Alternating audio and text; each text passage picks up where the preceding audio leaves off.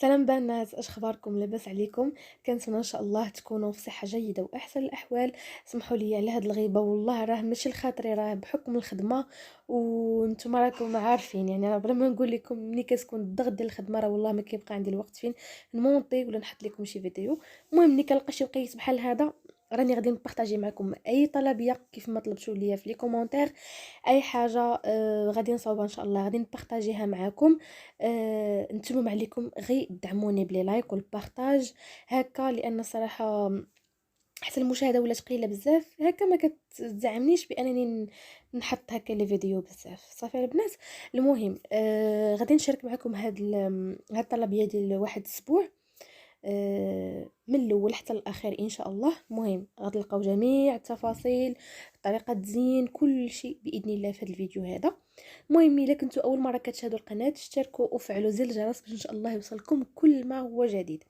بلا ما نطول عليكم، ندوزو المقادير وطريقه تحضير هاد الاشكال هادو ان شاء الله. باش ما نطولش عليكم البنات الفيديو، باني نشارك معكم العجينه ديال اللوز ولا العقده ديال اللوز. راه كل شيء ديجا مشاركه معكم في القناه. انا باش نسهل عليكم تلقاو كل شيء في صندوق الوصف باذن الله. مهم اي كوموند كتكون عندي فيها اللوز، كنبدا باللوز هو الاول، لانه هو اللي كياخذ شويه ديال الوقت، بانك تفسخي اللوز، بانك تطحنيه، بانك تقادي الاشكال، تخليهم ينشفوا طيبيهم. المهم كيحتاج شويه ديال الوقت. المهم بالنسبه لهاد لا كوموند هادي كانوا عندي 3 ديال الاشكال ديال اللوز. المهم هنا كنت ديجا وجدت العقده. هنا هادي لونتها اولا نكهتها بالكاسيس، النكهه ديال الكاسيس. هنا عندي هادي نكهتها هاد الحلوه ديال الشهده نكهتها بالليمون. وكان عندي كعب غزال خلاص، كنت صورته في الليل وكانت الاضاءه شويه ناقصه. صافي قلت بلا ما نبارطاجي، لاني ديجا مبارطاجيها في بزاف ديال الفيديوهات. المهم بالنسبه للاخوات اللي مبتدئات وبغاو يجربوا الحليوات ديال اللوز، كنصحكم بهاد 2 حليوات هادو، لانهم ما فيهم لا نقيش لا والو، يعني غير العجينه كتلبسيها بالعقده ديال اللوز صافي، وكتحاولي تخرجي داك الهواء اللي فيها لداخل مزيان باش ما تفرقعش لك في الفران صافي. وكتاخدي اي طابع ولا اي سيليكون ولا اي حاجه عندك، يعني تاخد الطابع اللي غديري ولا السيليكون اللي غديري صافي، وكتخليهم ينشفوا كيطيبوا. زعما هادو بالنسبه للاخوات اللي كيجيو من نقيش شويه صعيب. والنقيش راه على حسب سميتو. يعني في الاول غادي يجيك شويه صعيب، ولكن الممارسه يعني مره على مره مره على مره صافي يدك غتولي خفيفه وتولي كتنقشي مزيان صافي. يعني راه حتى شي حاجه ما صعيبه. اي حاجه في الاول كتجينا شويه معقده شويه صعيبه شويه هاجي، ولكن مع الممارسه راه كتجي سهله. المهم البنات هنا عندي هاد الطابع ديال الشهده، انا راه عندي 2. هذا بالضبط هو اللي كنخدم به دائما.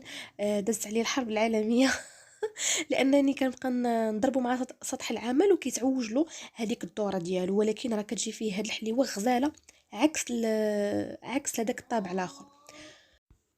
المهم منين كنطبعها بداك الطابع كنحاول هذوك الجوانب ديالها نقادهم بهكا، لان كيف ما لاحظتوا هذاك الطابع يعني معوج، ما ياخذش ليا هذيك الدوره يعني مقاده. يعني كنقادو انا هكا بيدي. انا نوريكم الطابع الاول، شوفوا البنات كي كيخرج الرشمه، وغادي نوريكم الطابع الثاني كيفاش كيخرج الرشمه. المهم شوفوا نتوما اللي عجبكم. المهم انا يعجبني هذا الثاني، كتجي فيه هكا رشمه زوينه، ومن كطيب كتجي رائعه. المهم ان شاء الله في الاخر تشوفوها كيف جات. صافي بالاستعانه بشويه ديال الدقيق باش ما تلصقش ليا في هاد الطابع صافي، وكنطبع بحال هكا وكنخليها تنشف. الا صوبتها الصباح راه غنطيبها في العشيه، صوبتها في الليل راه غنطيبها في الصباح ان شاء الله. ضروري الحليوات اللي فيهم العجينه يبقاو لينا يا نهار كامل يا ليله كامله. المهم ضروري هذيك العجينه خاصها تنشف مزيان عاد باش نطيبوهم. يعني وحتى الكعب غزال بيان سور لحقاش هو فيه العجينه صافي. اما الحليوات اللي كنتو غديروهم غير بالعقده بوحدها ديال اللوز راه ما كنحتاجوش باننا نخليوها تنشف، راه اوتوماتيكمون كنشكلوهم وكنطيبوهم. فهمتوني؟ المهم بالنسبه لهذا الشكل ديال الكاسيس، المهم انايا قلت نعاود معكم هاد الاشكال لان جاوني فيهم تساؤلات بزاف في التعاليق. ايوا قلت نعاودهم معاكم وان شاء الله يا ربي. راني شوفوا البنات والله راه غدي الخدمه، راني بغيت نشارك معكم شي حاجه جديده وشي حاجه جديده تلقاوها في القناه، ولكن راه والله ما لقيت الوقت. كنتمنى يا ربي نلقى شي وقيت ونبارطاجي معكم شي حاجه جديده نتوما تخدموا بها ونخدم بها حتى انا. لحقاش انا راه اي شكل كنصايب معكم كنحطو في لاباج انستغرام، والكليان اللي كيبغي يشوف الحلويات راه كيدخل الانستغرام ديالي باش كيختار الاشكال. وهكا حتى انا بغيت صراحه الجديد. ايوا المهم كيف ما كتلاحظوا هاد الحليوه ديال الكاسيس راه هي بحال ديال الشهده، حتى هي كنلبسها بالعجينه وكنخويها مزيان من داك الهواء اللي كيكون فيها. كنبسطها واحد شويه وكنديرها الطابع ديال شنو كيقولوا له مروحه، ولا المهم مروحه واقيلا. صافي وكنطبع بحال هكا. وبالنسبه للتزيين ديالها غادي نستعن بشويه ديال بياض البيض، وخديت واحد شويه ديال اللوز اللي فسختو طلقته وحيت له القشره ديالو. صافي وكنحطو هكا من الفوق كتزين ليها كتجي غزاله وسهله والله، كتجي فنه والمذاق ديالها ولا اروع. صافي حتى هي غادي نحطها مع ديك الشهده ونخليهم ينشفوا وندوزو ان شاء الله الباقي الحليوات.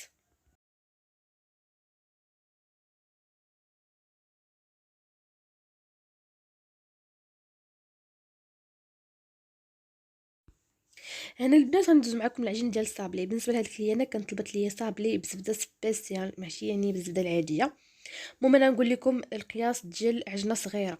عجنه صغيره فيها 250 غرام ديال الزبده، كاس ونصف ديال سنيده، هذيك الاغوم ديال الفاني كتعطي واحد البنه واعره للصابلي، قبيصه الملحه، ولا معلقه صغيره ديال بودغ فاني. راني دائما كنوريها لكم في الفيديو، دابا مبقاتش عندي. المهم كنخدم هذيك الزبده مع سنيده مزيان. هنا راه كانت عندي الزبده من الثلاجه، داكشي علاش كان شويه قاصحه، دباتني شويه في الخدمه. المهم منين كتنسجم ليا هذيك الزبده مع سنيده هكا مزيان، عاد باش كنضيفو نصف كاس ديال الزيت. انا بالنسبه لهاد الطلبيه هذه احتاجيت 250 غرام ديال الزبده زائد 125 غرام ديال الزبده، يعني عجنه صغيره ونص عجنه، فهمتوني؟ داكشي علاش درت 3 ديال البيضات. المهم بالنسبه للمقادير ديال العجينه الصغيره قلت لكم 250 غرام ديال الزبده، كاس ونصف ديال سنيده، معلقه صغيره ديال بودغ فاني، قبيصه الملحه، ونصف كاس ديال الزيت، وجوج ديال البيضات. المهم هذا هو الصابلي المعتمد عندي صراحه، ما كنبدلوش الى الاضافات اللي كنضيف له. المهم يضيفوا نيدو محمر، يضيفوا مخليه، يضيفوا المهم كاينين بزاف ديال الاضافات الا بغيتو تنكهوا الصابلي ديالكم. المهم هنا ضفت ملعقه كبيره ديال الجليكوز، ودرت ملعقه كبيره ديال بخالينات اللوز. صافي. المهم اصلا الصابلي بزبده سبيسيال كيكون بنين، ولكن منين كنزيدو داك البخاليني راه كيجي واحد المذاق ديالو خطير صراحه. المهم منين كان كيولي عندي الخليط على شكل بوماد، صافي كنبدا نضيف الدقيق بشويه بشويه. بالنسبه للقياس ديال 250 غرام ديال الزبده، غادي تاخدوا 900 غرام ديال الدقيق. حطوه حداكم، ما تضيفوهاش دفعه واحده، تبقاو تضيفوا غير بشويه بشويه تيدخل لكم الطحين الكافي. يعني على حسب الخليط، ما يمكنش لي نعطيكم شي قياس وتدخلوه كامل وتجيكم العجينه قاصحه. يعني عينكم ميزانكم، لحقاش راه كيختلف النوعيه ديال الدقيق، وايضا حتى البيض واش كان الا كان عندك كبير او لا كان عندك صغير. صافي. المهم هنا حاولت بانني يعني ما نقطعش لكم الفيديو باش تشوفوا كيفاش. حتى صراحه ملي كتبغيو تدخلوا الطحين راه حتى هو كيلعب دور. حاولوا بانكم تدخلوه يعني غير بالاطراف ديال الاصابع باش ما يتقلش لين الحجم ديالو في الفران. صافي. المهم انا غادي نكمل بحال هكا حتى تجمع لي العجينه. بالنسبه الا كان الحال سخون، حاولوا منين تعجنوها تدخلوها غير واحد 10 دقائق للكونجيل، غير باش هذيك الزبده تشد في راسها عاد باش نخدموا بها. وخلاص الزبده العاديه ضروري وليت كندخلها صراحه للثلاجه او للكونجيل واحد 15 دقيقه عاد باش كنبدا نخدم بها، لان هاد الحراره صراحه اللي دازت راه بنادم وداب ما حسك الزبده. الحمد لله على كل حال. المهم بعد ما جمعت العجينه، هذا هو القوام ديالها، يعني كتجي مرمله، هذاك هو القياس.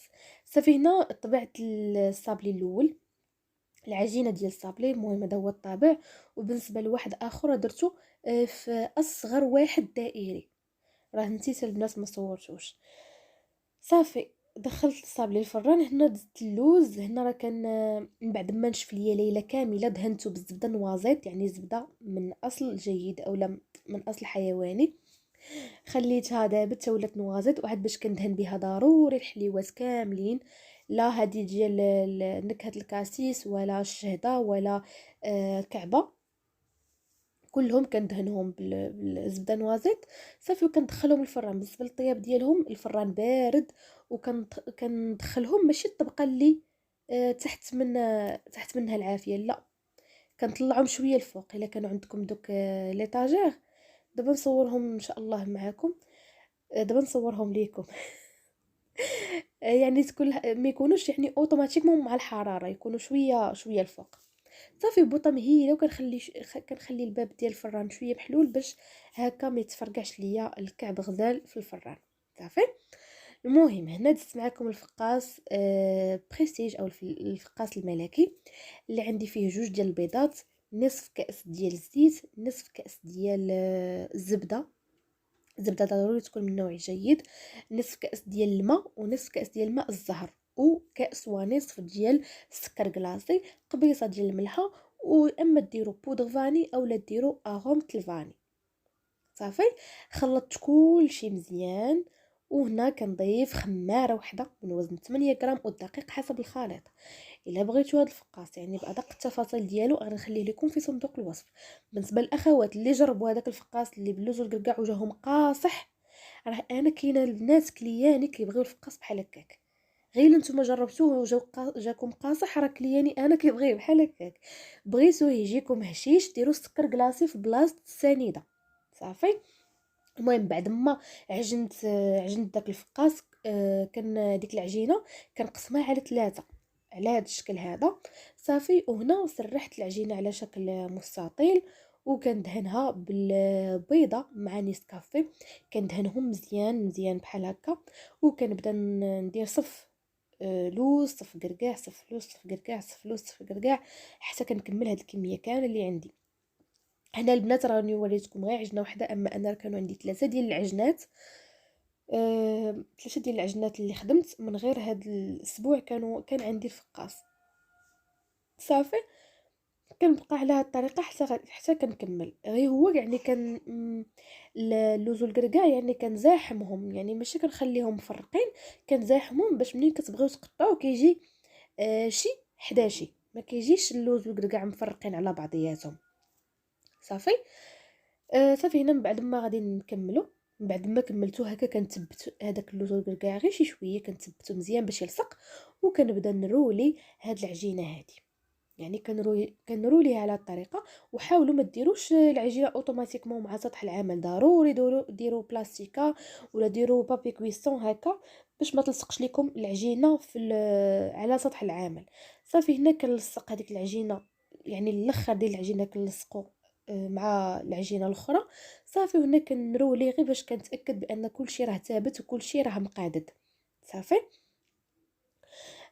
غادي ندهن الوجه ديالو بهذيك البيضه مع نيسكافي، وغادي ندوزهم في رقائق اللوز، ولا ديروا هذا الكاوكاو، الكاوكاو ايفيلي. المهم كيبقى الاختيار ديالكم. انا هذا الفقاس هذا بالضبط كنخدمو باللوز ايفيلي، ما يعني مادام حنا دايرين فيه اللوز والكركاع ما نديروش الكاوكاو.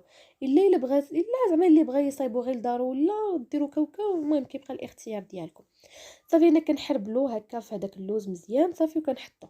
بالنسبه للطريقه ديال الطياب ديالو حتى هو فران بارد، كندخلو الفران وكنقص عليه يعني بوطه مهيله، كنخلي الباب شويه محلول باش ما يتفرقعش ليا. وعلى فكره انا هذا راه ما كنتقبو ما حتى شي حاجه، وما كيتفرقع ما حتى شي حاجه، ولله الحمد، يعني ناجح الصراحه. غيتبعوا يعني تبعوا جميع المراحل اللي كنعطيكم والنصائح اللي كنعطيكم، وان شاء الله ينجح ليكم. صافي. انا غادي ندخلو الفران. هنا راه كنت صايبته في الليل باش على اساس بانني غادي نطيبو الغد باذن الله. غادي ندخلو الفران ونرجعو باش نكملو ان شاء الله. هنا من بعد ما طيبته خرجته من الفران، درت له واحد البلاستيكه باش يعرق فيها، وكندير له واحد الفوطه فازقه من الفوق. صافي وكنخليه حتى الغد. هنا في الغد كنبدا نقطعوه على هاد الطريقه. يعني كنتاكد بانه ما غاديش تهرس ليا في التقطاع، وبانه يعني ناجح من اول تجربه. صافي، الا درتوه الصباح يعني حتى العشيه عاد طيبوه، الا درتوه في الليل من الاحسن حتى الصباح عاد طيبوه باش تاكدوا بانه ما يتهرش ليكم. وضروري الموس يكون ماضي. على بالكم البنات، انا فيما كنصاوب شي فقاس كناخذ موس جديد وحق الله، لان الموس الا كان حافي غير واحد شويه راه غادي يهرس لكم الفقاس. المهم هنا زدت لكم البنات النوغا اللي عندي فيها 50 غرام د الجليكوز، 50 غرام سنيده، و50 غرام ديال الزبده، وواحد الملعقه صغيره ديال الماء. خليتهم غلاو مزيان غير واحد شويه فوق البوطه، وكنضيف عليهم 150 غرام ديال الزنجلان. بالنسبه للزنجلان خضر، يعني راه غير كنقيه وكنمسحو من ديك الغبره اللي كتكون فيه. صافي، وكنضيفو على هذوك المكونات اللي درنا.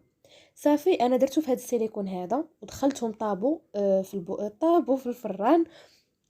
يعني ملي كندخلهم في الفران يعني بوطه مهيله حتى ياخذوا داك اللون الموحد ديالهم ديال النوغا، لحقاش الا جهدنا عليهم الفران غادي تحرق لينا هذيك النوغا. صافي، المهم هنا خليتها تبرد تماما وكنضيف عليها الشوكولا. بالنسبه للنوعيه ديال الشوكولا درت انا نوعيه جيده، ما درتش كاله. صافي، كناخذ الشوكولا هكا وكندوزها هكا، كندير واحد شويه فوق النوغا. وهذا هو الصابلي البنات اللي قلت لكم ما صورتوش معكم، مهم نسيتو.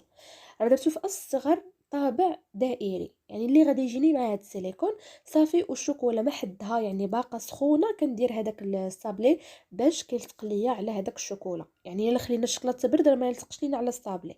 صافي، غادي ندخلو مجمد حتى كيجمد، حتى كيجمد داك الشوكولا وكيلصق لي مع الصابلي. صافي، وعاد باش كنديمو ليه من السيليكون. هنا البنات خديت الكراميل درتو في بوش. بالنسبه للكراميل راه كناخذ داك السطل ديال 5 كيلو، كناخذو ب 200 و 230 درهم واقيلا، ما عرفتش البنات، المهم ما متاكداش، المهم واش 230 ولا 220. كنعمر هذاك النوغا بالكراميل. وهنا كندير هاد الوريده هادي بلا باطا شوكولا، بالنكهه ديال الكاسيس. بالنسبه لهاد الوريده هادي بلاتي البنات نتفكر، لانني ديجا مصوره واحد الفيديو اخر ديال سلو وشاركت معكم فيه، عاودت لكم العجينه ديال الشوكولا كيفاش صاوبتها، وكنت كنصاوب حتى طريقه التلوين، ما عقلتش واش صورتها ولا لا. المهم هنا البنات دزت معكم الشكل الاخر اللي فيه 300 غرام ديال الشوكولا بيضه اللي دوبتها في حمام مائي، وضفت واش 90 ولا 80 غرام ديال لي فخوي سيك. بالنسبه لي فخوي سيك درت نوازيط ودرت الاكاجو ودرت اللوز، حمرتهم وطحنتهم بالقشور ديالهم. صافي، وهنا ضفت بالنسبه لهاد المقادير ديال هاد الحليوه هادي البنات راه نسيت المقادير، غير العبارات نسيتهم، غنخليهم لكم في صندوق الوصف، اولا غادي نخلي لكم الرابط ديال هاد الحليوه بالضبط، دخلوا للفيديو ديالها راه تلقاوه بالتفصيل. صافي، المهم من بعد ما كندوب الشوكولا البيضاء كنضيف عليها داك لي فخويسك زبده اللوتوس. صافي، وكنخلط كلشي مزيان مزيان على هاد الطريقه هادي. صافي، وكنخلط هادشي كلشي مزيان وغادي نديرهم في هذاك السيليكون اللي خدمت فيه النوغا. صافي، هنا كناخذ هذاك الخليط وهو سخون، كنكبوه في هذا السيليكون هذا على هذه الطريقه حتى غادي نعمرو كامل، وغادي نضيف نحط فوق منه هذاك الصابلي اللي قلت لكم درتو حتى هو في اصغر طابع، يعني طبعته باصغر طابع دائري. المهم البنات كنستسمح الا سمعتوا شي صداع حدايا، انا راه كنمونطي في الصباح، الحمد لله لقيت غير الوقيته بعدا قلت نمونطي فيها دغيا الفيديو نحطو لكم. الا ما لقيتش من غير الوقيته راه ما نحطش لكم الفيديو. المهم البنات كيف ما كتلاحظوا كنبقى على هاد الطريقه، كناخذ داك الصابلي يعني كنتبتو بهذيك الكريمه وهي يعني باقا سخونه، لانها الا بردات ما تشدش لنا في الصابلي. صافي، وندخلهم الكونجيل حتى كيبردوا. ملي كيبردوا مزيان كنديمو ليهم. هنا ديجا وجدت الكاناش وشوكولا غيش. بالنسبه للنوعيه استعملت البنات شوكولا ب 55% مع الكريمه السائله. المهم هذيك اللي هي الادويه اللي نخدم بها. صافي، وكنبدا نبوشي الكاناش. بالنسبه لطريقه الكاناش البنات تلقاوه في لا فيديو ديال هاد الحليوه هادي، يعني كنبوش يعني بكل سهوله على هاد الطريقه هادي. صافي، حتى كنكمل البوشاج كندخلها الثلاجه غير باش داك الكاناش يشد ليا شويه في راسو. صافي، وهنا غادي ندوز معكم للطابلي بيرسوناليزي. هنا عندي شوكولا، لاباط شوكولا لونتها باللون الازرق على حساب الوليد اللي عند السيده، قالت لي صايبيه لي في الزرق. صافي. بالنسبه لطريقه تلوين هاد العجينه ان شاء الله نخليها لكم مع سلو من مورا هاد الفيديو، غادي نخلي لكم ان شاء الله سلو بريستيج. وكنت بارطاجيت معكم فيه، عاودت معكم فيه العجينه ديال الشوكولا وطريقه التلوين ديال هاد العجينه ديال الشوكولا. هنا ناخذ شنو سميتو، المهم نسيت على سميتو. صافي وغادي نبدا نطبع به هاد العجينه ديال الشكلاط على هاد الطريقه هادي. صافي وغادي ناخذ نفس الطابع اللي طبعت به الصابلي هو اللي غادي نطبع به العجينه ديال الشوكولا. وفي هاد المرحله ضروري تاكدوا بان الصابلي ما يديفورماش لكم الحجم ديالو، لانه الا صغار وحطيتو فوق منه هاد العجينه ديال الشوكولا غادي تجي هي خارجه على الصابلي. داكشي علاش قلت لكم في الصابلي حاولوا ما تعجنوش باش ما يديفورماش لكم الحجم ديالو. صافي غادي نبقى على هاد الطريقه حتى غادي نكمل هاد الكميه كامله اللي عندي. بالنسبه للكليه انا كانت طلبت ليا 50 حبه من كل شكل. صافي هنا غادي ندير 50 حبه صافي، ونكمل باقي التزيين ديال هاد الصابلي.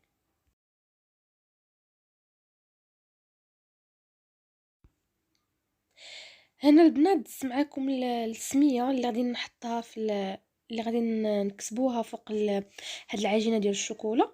صافي كناخذ هادو البنات راه كنت خديتهم شحال هذا من عند الناس اللي كيبيعوا مستلزمات الحلويات، راه فيهم الحروف يعني لي زالفابي كاملين انت كتقادي السميه. صافي وكناخذ هذاك الملمع وكان كندوزو في هذوك الحروف. صافي وكنبدا نكتب يعني تكتبوا السميه اللي بغيتو اولا اللي طلبها لكم الكليان. صافي هنا كندوز لهذيك العجينه ديال الشوكولا اللي غادي نكمل بها التزيين. درت انا هذا القليب انا نوريكم فين درتو. المهم ها هو السيليكون اللي درتها فيه، هذا اللي تحت من التاج. صافي هو اللي كنحطو الوسط، صراحه كيجي تزيين غزال. وهذاك القليب مازال غادي نلونو بهذاك الملمع الذهبي. صافي باش تنظموا الوقت ديالكم، يعني كاع الوريضات يعني اي حاجه كتخص بالعجينه ديال الشوكولا حطوها كامله، يعني كلها قادوها في لي بلاطو عاد باش ديك الساعه ملي تبغيو تزينوا الصابلي ديالكم كيجيكم ساهل بانكم تحط يعني تزينوا بهذاك العجينه ديال الشوكولا. صافي المهم هذا هو الشكل النهائي ديال هاد الحليوات اللي خدمنا مع بعضياتنا اليوم. بالنسبه للشهده البنات زينتها غير بالورد البلدي وشويه ديال العقيق في الموف كيف ما طلبت لي الكليانه. هذه ديال الكناشه البنات راهني مازال زينتها بالورق الذهب من الفوق، جات واعره. هذه ديال النوغا جات حتى هي غزاله. وهذه ديال الكاسيس حتى هي درتها بشويه ديال ورق الذهب. تيجا المنظر والمذاق ديالها غزال، كعب غزال خلاص. المهم كلشي ما شاء الله جا رائع. كنتمنى هذا الفيديو نال الاعجاب ديالكم. الى عجبكم ما تنسونيش باللايك، بواحد اللايك هكا تشجيع ليا باش نزيد نعطيكم اكثر واكثر ان شاء الله. وخليوا لي تعاليق ديالكم، خليوا لي اراء، خليوا لي شنو تبغيوني نبارطاجي معكم ابار هاد الطلبيات اللي كان بارطاجي. المهم كنتمنى نكون خفيفه على قلوبكم. شكرا بزاف على حسن المتابعه. دمتم في امان الله وحفظه، الى فيديو قادم ان شاء الله.